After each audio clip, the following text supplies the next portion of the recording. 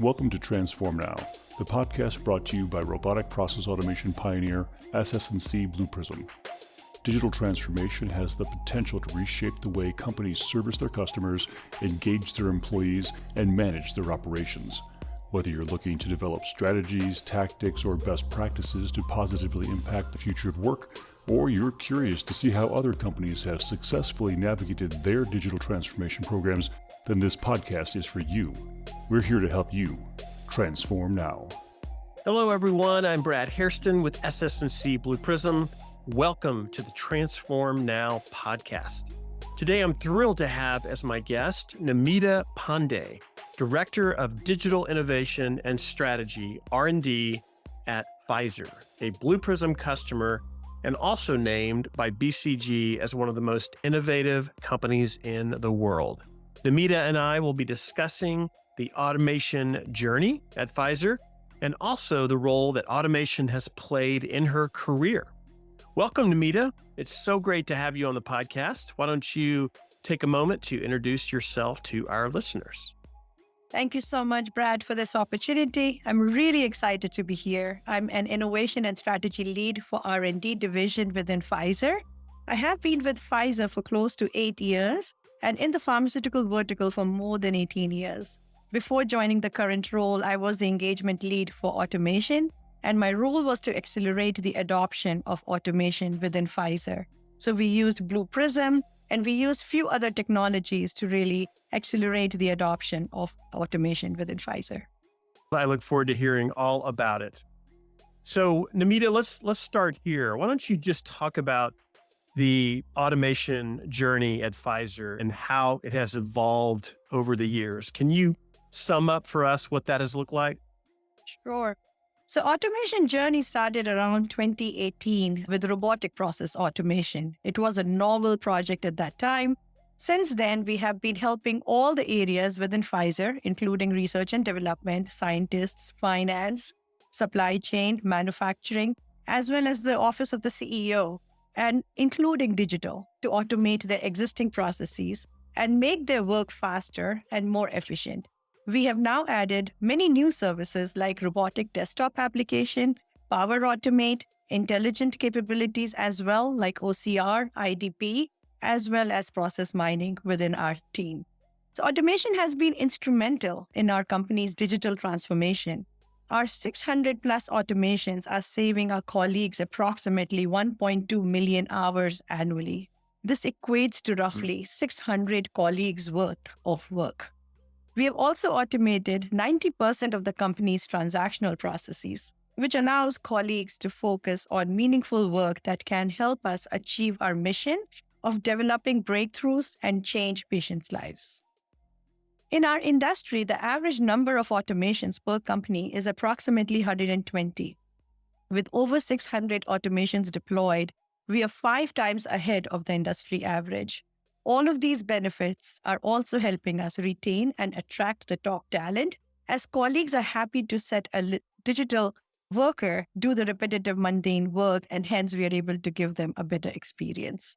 Wow, 600 automations across multiple functional areas, R&D, finance, supply chain, office of the CEO.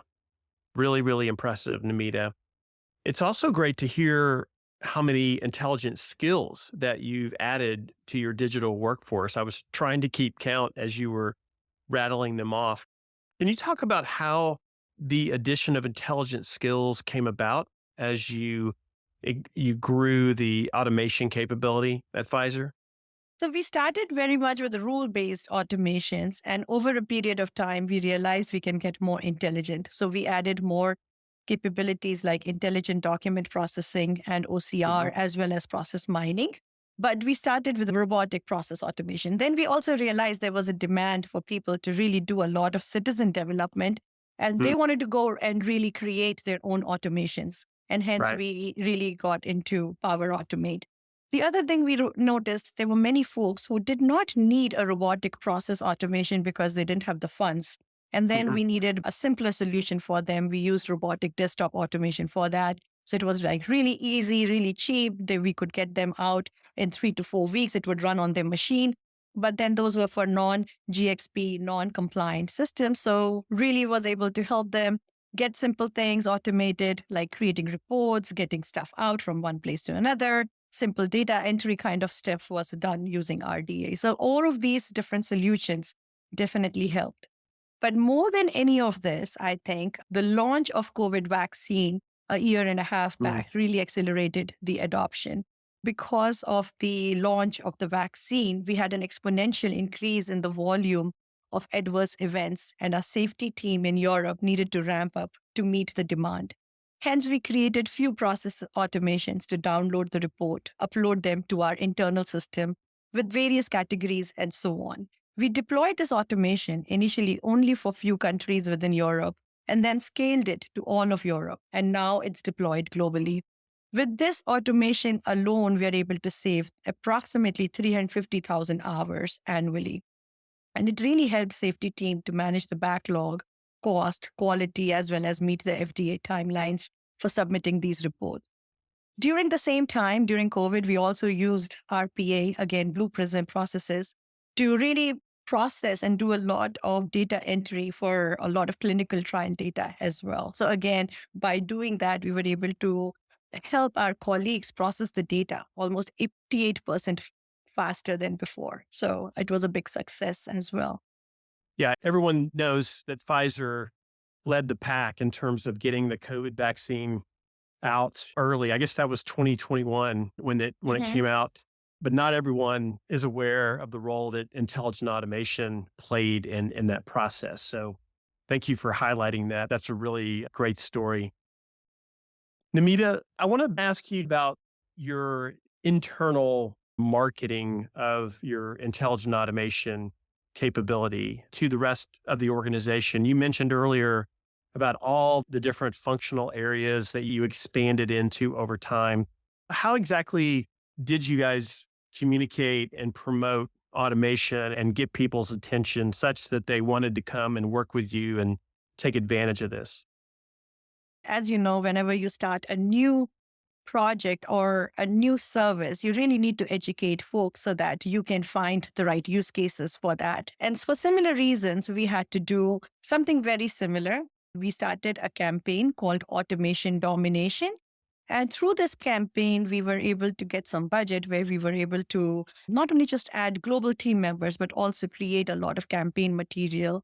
We were able to create a lot of videos, small, short videos, few-minute videos. We were able to go do road shows at various locations and give demos, run different boot camps and various other things just so that we could educate folks what automation is, what are the benefits of automation, and why they should leverage it.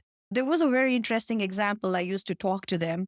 And one is that we are using automation in our personal lives, right? So there are people who are using Tesla. There are some folks who are using Instant Pot or robotic vacuum cleaner.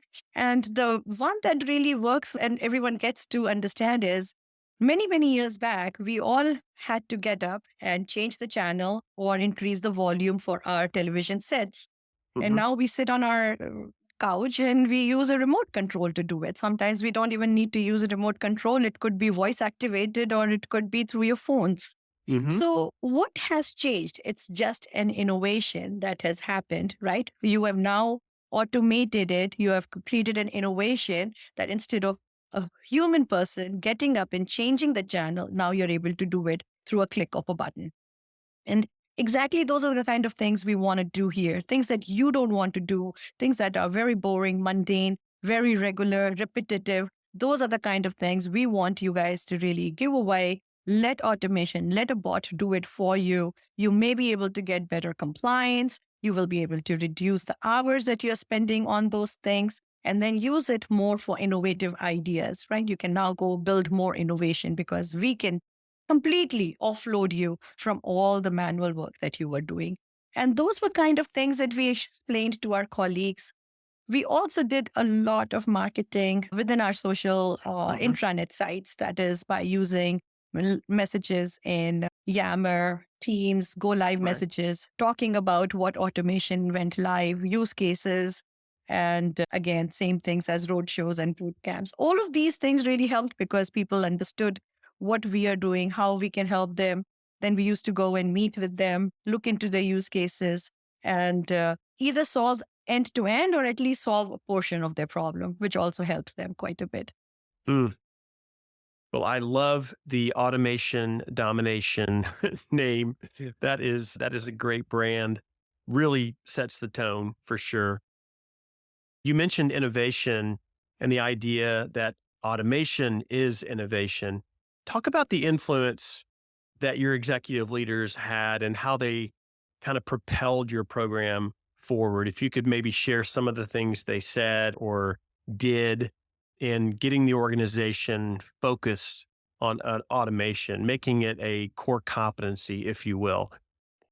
I'm very thankful because I think everyone understood the value of automation very quickly, at least the ELT team members, and that really helped. So earlier when we would go, that I'm talking about 2019 and 2020, we would go to the groups and talk about automation. People would worry, what if I do automation? Will my job go? Right? Will I lose my job because I'm giving a bot to do my job? Am I replaceable? And stuff like that.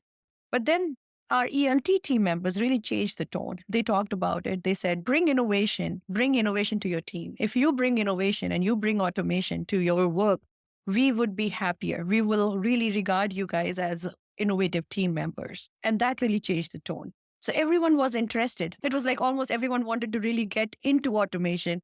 We had so much demand that we had to say, we cannot take this many projects at this moment. And it really changed because now people are not worried about losing their job. They realize that if they do automation, it will look good in their performance review. They will be outstanding. They will have a complete different view. And lots of colleagues actually learned what automation is. And once they did some work with us, they came back with more ideas and they talked about how automation has helped them. And they would bring more use cases to us. So it became also the word of mouth.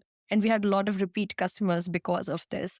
And as I said, the go live messages that I'm talking about, we would share these go live messages in bigger Yammer channels and Teams channel. And that really helped as well because now everyone is understanding how automation helped 350,000 hours of human work, right? And stuff like that. The numbers really speak to themselves.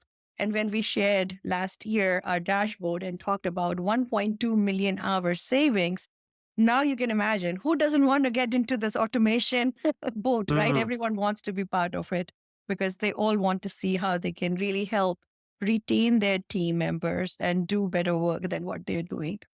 Well, that's fantastic. If there's one thing you want to be called, it's innovative, right? We all want that adjective used in combination with our names. So that's a great motivator. Yes.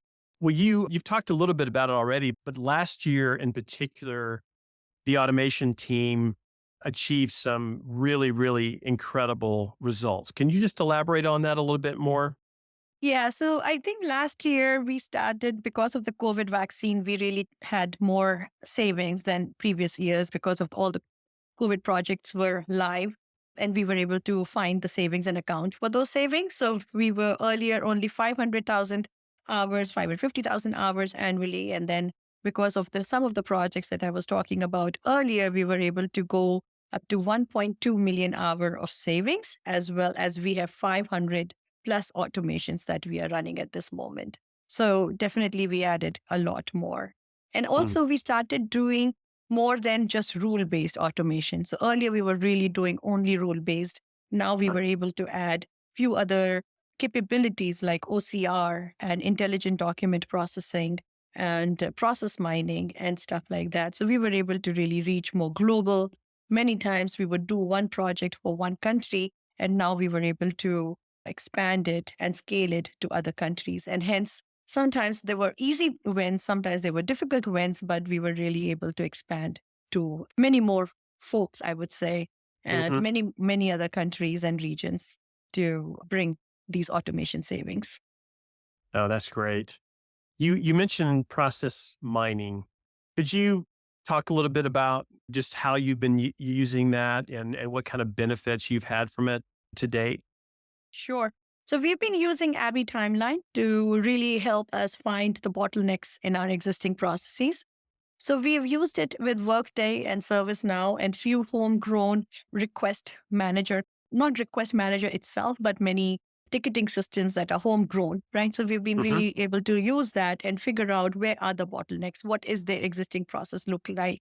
It was very interesting. We thought any job, any process, let's assume a salary change would have maybe 10 different variations, maybe 50 different variations, right? And how a process would run. But when we ran this tool, we realized we were able to see there are 2,000 variations that are happening because of different kind of data or issues that may happen. And so getting that kind of data and then figuring out where can we really bring automation, what can we do to make our KPIs and really meet our timelines was very important. So we were able to get efficiency approximately 60 to 70% further after we looked into process mining and seeing what the data gave us. Wow, that's really impressive. Namita, when you've used Abby Timeline, is it primarily the center of excellence that's looking at the outputs, or do you have others from the business units that are kind of looking at the outputs and trying to help identify bottlenecks and things like that? I'm just curious Yeah. about the consumption of all the outputs that come from that.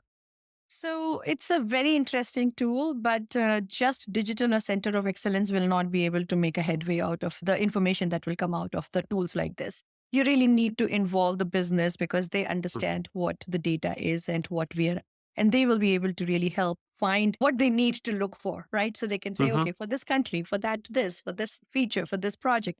And then you really work with them to really create these actionable insights. And it takes only a matter of minutes to really get everything out once you have the correct data and you have the right business team who can help you drive the data and explain. So yes, we would definitely worked with the business team members who were managing these processes to get this data out to help Mm-hmm. us with this. Yep. It's neat to hear that this has given the COE another vehicle for engaging with the business and navigating to the right automation opportunities. That's really, really great. I love it. So you've shared a lot of great information about where the automation program at Pfizer has gone to date. What's the go forward plan for the program? Are there any new technologies that you're looking to integrate with your digital workforce? So as you can imagine, everyone is talking about generative AI, right? It's the new buzzword. And Pfizer also, we are looking at generative AI and seeing how it can help because we always had use cases with NLP and NLG, which we always reviewed, but we did not know how to process them. Sometimes we had issues with them. Sometimes we were able to do it, but only so much. The success rate wasn't that great earlier, but now with the NLM models, we are seeing so much more. We are seeing the success is so much more because really it keeps the context, it understands much more. You are able to train it much better, it's faster, and everything else, right? So for those reasons, within Pfizer also, we're definitely looking for such use cases and trying to see how we can use generative AI for the next round of automations. And within our PA side, I don't know if we will be able to plug in generative AI at the moment, but yes, there's always a good marriage, right? If you can do things from generative AI and then you can pick it up from robotic process automation. So now you've got the marriage of both worlds. But I am not saying that's something which we have really looked in at the moment, Right. but there's always a thought behind that. Mm-hmm. So at the Yeah. moment, we're really looking into generative AI companies that can really help us get Yeah. to the next level. Yeah, I mean, Pfizer is typically on the leading edge in a lot of areas. So I'm not surprised to hear that you're already thinking about that, looking at ways you could take advantage of it. As you probably know, we've got connectors to it, to at least to the OpenAI's ChatGPT product that some customers are starting to explore and see how they can leverage it. It'll be interesting times ahead just to see how that Totally. develops. I cannot be happier. I think there will be a major shift in how we do things today to what we Hmm. do in few days, right? Even to writing simple things, how we used to go and write now, we are able to get the content directly from using these chat GPT and things like that. So it's definitely a big shift in mindset. Hmm. And I think there's a lot to come. We are still, Yeah. I would say, just exploring at the moment. Yeah. And I also think there will be a lot more on citizen development. We are already making a mark there. I have seen Power Automate kind of projects Hmm. continuing to grow because more and more people want to build it on their own. They don't want to go through someone. And if it's easy enough, they're able to build it. So I can see that there will be more demand for such citizen development as well as Hmm. intelligent automation in various ways, right? So Right. of course, I'm talking about generative AI, but there is in generative AI, there could be imaging, there could be so much more that we haven't done at this Hmm. moment. But again, everything is on the table at the moment. And I think we Yeah. are looking at all places and all things. And there's a lot that can happen in the next few years. Namita, back at the beginning of our conversation, you mentioned all the areas of the business in which you've delivered automations, finance, R&D, supply chain, et cetera. Could you maybe just talk about how that scaling occurred? I'm curious to hear about that because it's often difficult for companies to take their automation capability across functional areas like you have done.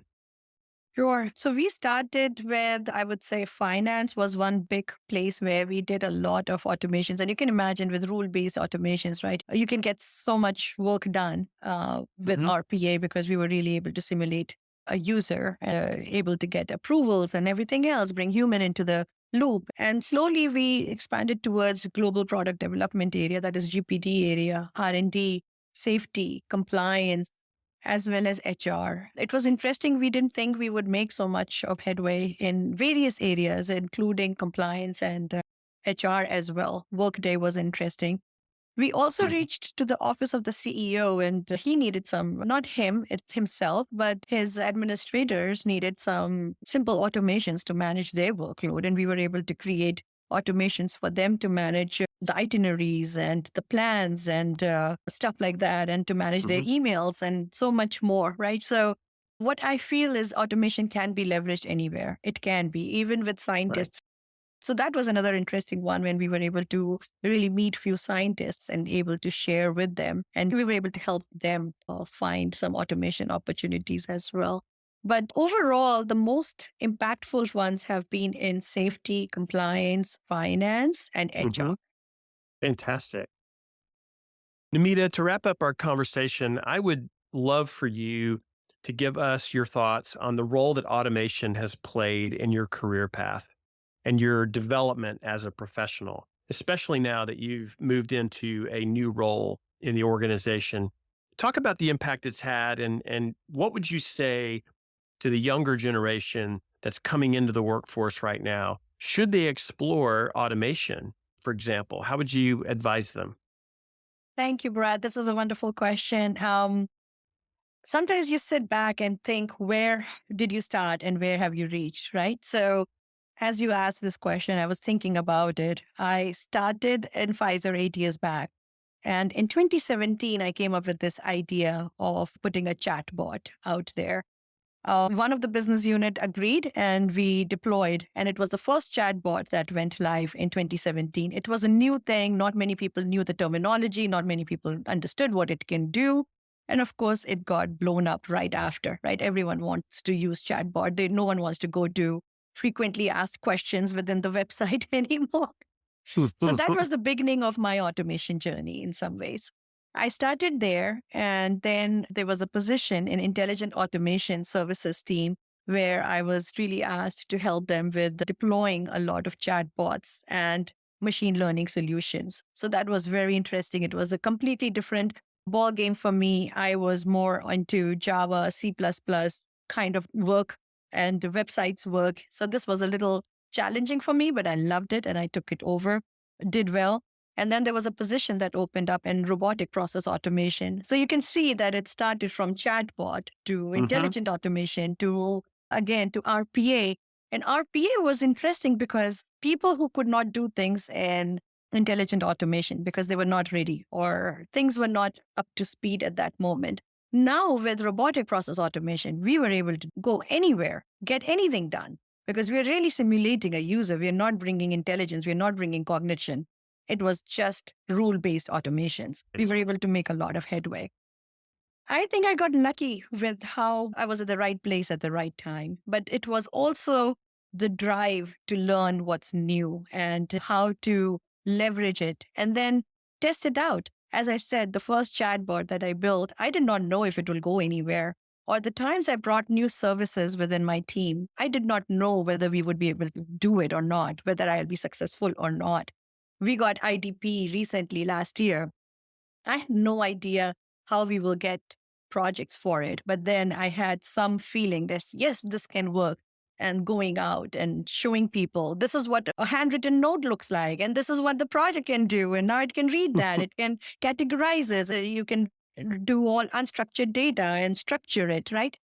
So for my advice to everyone is don't be afraid of change. Look for new things that are in the world, that are in the marketplace. Right now, everyone is talking about generative AI. Don't just use the generative AI to ask questions and just don't do it that. Do more than that. Go and see how you can really learn about that technology. How does it work at the back end? What does it do? Where else can you use it instead of just asking questions? Can you leverage it for your existing work? How can you really understand this technology from various angles so that when people are talking about it, you know much more. It's not just Microsoft that has come up with generative AI and ChatGPT. There are many various LLM models that are out there. Which one is the right one for you? Which is the right thing that you need to do? So there's a lot. Being in the center of excellence, I was also lucky that I got to work with various business organizations and transform. Digital transformation was really easy because now, as I said, it's rule-based automation. We were running our Blue Prism in a regulated environment, so we could really do any kind of processes. We didn't have to worry about it from compliance point of view. So with that, I was able to understand what people do in safety, in compliance, in HR. I was able to meet people from various groups and understand their business side. So my point to new folks who are joining the workforce, whether you are going to start from digital side or in the business side, understand this technology. You will find use cases within your area because it will help you to transform, to bring the digital transformation.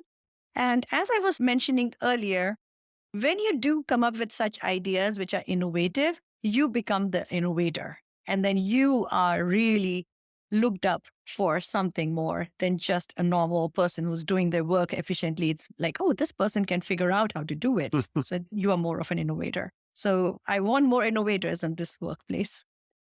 Outstanding words of wisdom, Namita. And it's a great place for us to wrap up today. Let me offer my thanks to you for being on the podcast and sharing the Pfizer automation story, sharing your professional story, all really, really great stuff. And congratulations to you and your team for all the tremendous benefits that you've realized through intelligent automation at Pfizer. It's been a real privilege meeting you and talking with you, and I wish you the very best. Thank you. Thank you, Brad. Thanks for tuning in to Transform Now. For more insightful discussions on digital transformation and more, check out our podcast channel where you'll find all of our previous episodes. And to make sure you never miss an episode, subscribe to the show on your favorite podcast player. And if you like what you've heard, please leave us a review. For more information about digital transformation and the future of work, check out blueprism.com to learn how SS&C Blue Prism's digital workforce is enabling enterprise transformation now.